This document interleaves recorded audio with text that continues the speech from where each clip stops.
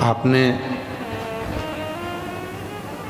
थोड़ा सा दुख अगर ज़िंदगी में आया, थोड़ी सी तकलीफ आई, थोड़ा सा कष्ट आया, तो वास्तुशास्त्री को बुलाया और वास्तुशास्त्री को बुलाकर कहा कि हमारे थोड़ी तकलीफ़ें चल रही है, आप बताओ इसका कोई निर्णय, इसका कोई उपाय।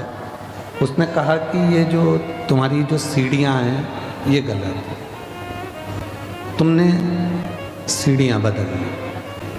फिर उसने कहा कि तुम्हारा जो रसोई घर है, किचन है, ये गलत है, तुमने रसोई घर भी बदल लिया। फिर वास्तुशास्त्री ने कहा कि ये चित्र यहाँ की जगह वहाँ लगाओ, वहाँ की जगह वहाँ लगाओ, तुमने वो चित्र भी बदल कर देख लिया।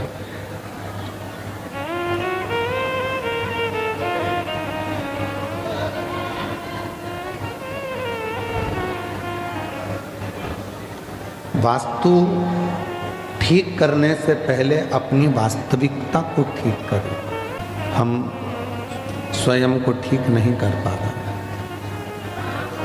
सीढ़ियाँ बदल कर देख ली, दुकान बदल कर देख लिया, घर बदल कर देख लिया, रसोई घर बदल कर देख लिया, घर बदल कर देख लिया,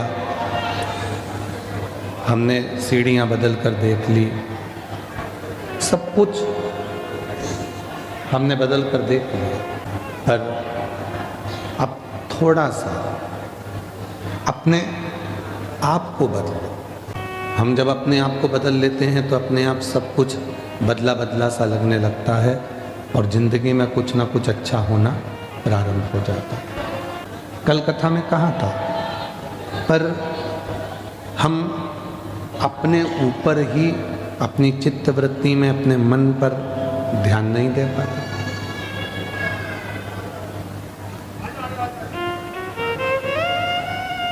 शिवलिंग के सामने, मंदिर में या घर में, भगवान शंकर के मंदिर में भी अगर जा रहे हो, घर में भी अगर भगवान शंकर के शिवलिंग की पूजन कर रहे हो या शिवलिंग का पार्थिव शिवलिंग बनाकर निर्माण कर रहे हो, तो तुम्हारी पूजा की थाली में कोई चीज़ कम है, चल जाएगा। तुम्हारे पूजन की थाली में अगर कोई चीज़ कमी है, चलेगी। पर शिवलिंग की पूजन करते समय, चाहे मंदिर में पूजन करो, चाहे अपने घर में पूजन करो, चाहे पार्थिव शिवलिंग का पूजन करो, पूजन की सामग्री कम होगी, चलेगी, पर मन रत्ती भर भी कम नहीं होना चाहिए। दिल परमात्मा में पूरा लगा होना चाहिए।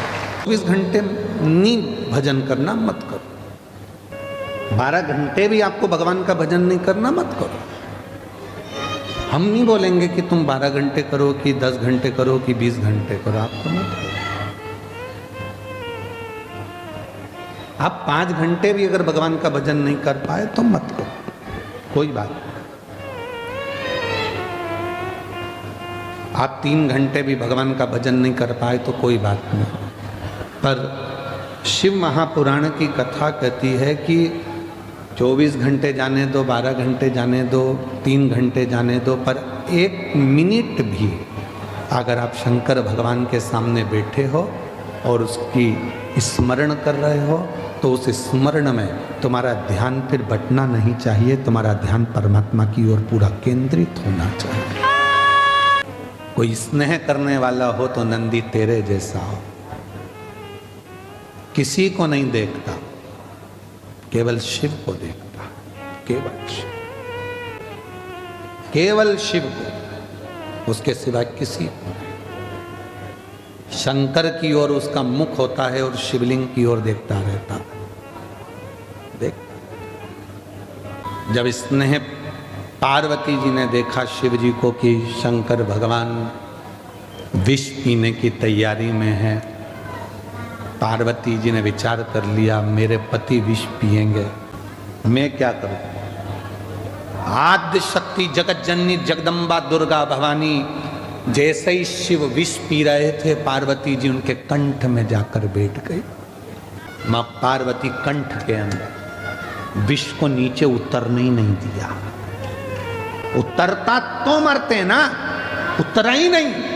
पार्वती कंठ में बैठी है, वो विष उसी गले में घूम रहा है, नीचे नहीं जा रहा। अगर विष नीचे चले जाता तो शंकर पूरे नीले पड़ जाते, पर उनका केवल कंठ नीला पड़ा, इसलिए नीलकंठ महादेव को कहीं नहीं गिरने दिया, विष को जाने ही नहीं दिया, कंठ पर रोक दिया। शिव से जब प्रीत बढ़ती है, प्यार बढ़ता है देवादिदेव महादेव से, तो मां जगत जननी कंठ में बैठ जाती, विष ही नीचे नहीं गिरा। थोड़ा सा 2-4 बूंद नीचे गिरा तो मेरे नंदी ने उसको साफ कर दिया। अन्य अन्य जगहों में मन भटक रहा होता है, तब उस मन को केंद्रित करना वो शिव के द्वारा, शिव के द्वारा। तो कहा कभी कभी ऐसा होता है कि मन ऐसा कर जाता है कि मैं इस दुकान को खोलूंगा और ये दुकान चलेगी कि नहीं चलेगी, मैं इस फैक्ट्री को करूंगा, फैक्ट्री चलेगी कि नहीं चलेगी, मैं गाड़ी ले रहा हूँ व्यापार के लिए, गाड़ी चलेगी कि नहीं चलेगी, मैं इस काम को कर रहा हूँ, ये वाली प्रॉपर्टी ले रहा हूँ, इस पे मल्टी बनाऊंगा, बिकेगी नहीं बिकेगी, कॉलोनी काटूंगा, इस कॉलोनी में लाभ मिलेगा नहीं मिलेगा। 2 मन होते हैं, तो उसके लिए एक ही चीज करना है, 6 मुख वाले भगवान श्री षडानंद कार्तिकेय जी के पास जाकर खड़े होना।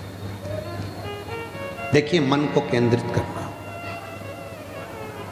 2 मन हो रहे ना, तो 6 मुख वाले भगवान श्री षडानंद कार्तिकेय जी, जो शंकर जी के मंदिर में पार्वती जी रहती हैं, गणेश जी रहते हैं और कार्तिकेय जी की मूर्ति होती है। बोलो देखिए ना, दर्शन तो करें ना सबने। तो कार्तिकेय जी के सामने जाकर खड़े हो जाओ और कार्तिकेय बाबा के सम्मुख में 4 पुष्प, श्वेत सफेद कलर के 4 फूल, कोई से भी, कोई भी 4 चावल के दाने षडानंद कार्तिकेय जी के सामने शिव जी के मंत्र का उच्चारण करते हुए, चाहे पंचाक्षर हो नमः शिवाय, षडाक्षर हो ओम नमः शिवाय, या श्री शिवाय नमस्तुभ्यम बोलकर वो 4 चावल के दाने, 4 श्वेत पुष्प कार्तिकेय बाबा के सामने समर्पित करो। और फिर तुम चाहे नई दुकान खोलो, फैक्ट्री बनाओ, प्रॉपर्टी खरीदो, तुम्हारा मन जो बार बार विचलित हो रहा था, कैसा भी मन हो, उस कार्य में तुम्हें सफलता मिलेगी जरूर, वो कार्य अटकेगा। कोई जमीन भी लिए, प्रॉपर्टी लिए, उस प्रॉपर्टी पे बिल्डिंग बनाना है, कॉलोनी काटना है, बिकेगी नहीं बिकेगी, काम होगा कि नहीं होगा, मैं ये गाड़ी खरीदूंगा, चलेगी नहीं चलेगी, मैंने ये नया काम लिया है, चलेगा नहीं चलेगा। मतलब 2 मन जहां चल रहे हैं, जहां तुम्हारे 2 मन हो रहे हैं, उस मन को एक जगह पर षडानंद कार्तिकेय जी के पास ले जाकर छोड़ दी। षडानंद कार्तिकेय जी उसको संभाल, उस मन को षडानंद कार्तिकेय जी के पास में ले जाकर छोड़ो, फिर कार्तिकेय बाबा उसको संभाल। 6 मुख वाले, 6 मुख वाले षडानंद कार्तिकेय जी उसको संभाल। 2 असुर ऐसे थे जिनका संहार माँ जगत जननी जगदम्बा जी ने कुंदुक का प्रहार कर कर किया, और वो कुंदुक शिव जी के चरणों में जाकर गिरा, तो शंकर जी का नाम कुंदकेश्वर। मेरा निवेदन है मेरी जीजियों से, जीजाओं से, बेटियों से, बेटाओं से, मेरे बुजुर्ग माता पिता से, मान लो शरीर में रोग आया है, बीमारी आई है, डॉक्टर के पास जाओ, वो जांच का बोले जांच कराओ, दवाई का बोले दवाई खाओ। यदि दवाई शरीर में नहीं लग रही है तो कुंदकेश्वर महादेव का नाम लेकर उस दवाई को खाना प्रारंभ करो। धीरे धीरे मेरा भोलेनाथ आपके स्वास्थ्य को आराम देना प्रारंभ।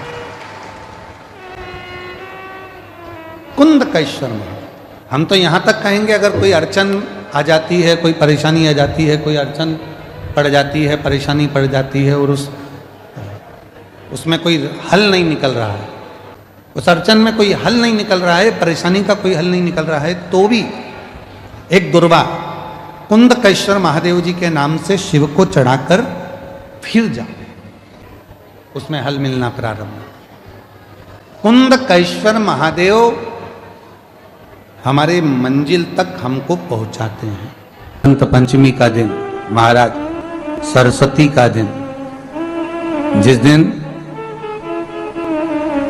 जो बच्चा पढ़ने में कमजोर होता है उसके हाथ से बसंत पंचमी के दिन सरसों के 31 फूल शंकर जी को चढ़ा दिए जाते हैं तो बच्चा पढ़ने में अव्वल निकल जाता है।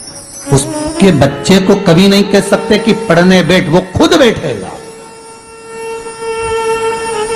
केवल आज बसंत पंचमी का दिन, एक ही दिन चढ़ता है। और बाकी के सरसों के फूल आपको मालूम है कि रोग मुक्ति के लिए तो होते ही हैं। ये तो आपको पहले भी वर्णन किया है महाराज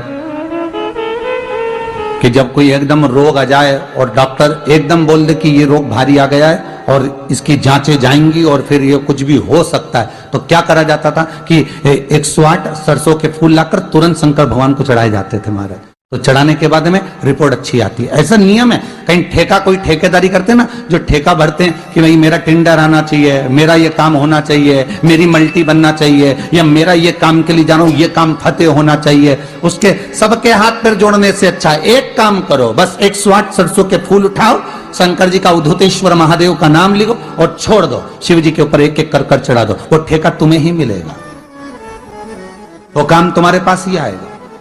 बस केवल अवधूतेश्वर अर्थात ये जो क्रम है, ये वो क्रम तो 108 सरसों के फूल का आप कभी भी कर सकते हो, पर जो ये बच्चों के लिए किया जाता है वो केवल बसंत पंचमी के दिन ही होता है महाराज, आज ही के।